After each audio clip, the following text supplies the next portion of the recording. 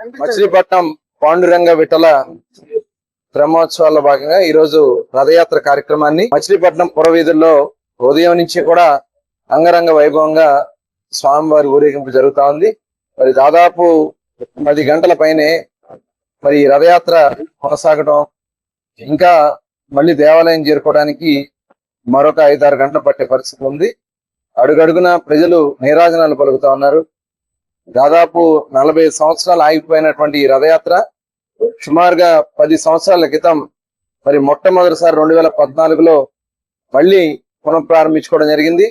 ఆ రోజు నుంచి మరి నిరంతరం ప్రతి సంవత్సరం కూడా స్వామివారికి మరి ఊరేగింపు చేసుకుంటూ ఆయన ఆశీర్వాదాలతో బందర పట్టణానికి ఒక మంచి భవిష్యత్తు ఉండాలని, బందర ప్రజలకి ఆయన ఆశీర్వాదాలతో మంచి పురోభివృద్ధిలోకి రావాలని చెప్పి ఆకాంక్షిస్తూ అడుగడుగున స్వామివారిని ప్రతి ఒక్కరు కూడా కోరుకుంటా ఉన్నారు. భక్తులకు అన్ని రకాలుగా కూడా ఏర్పాట్లు చేయడం జరిగింది.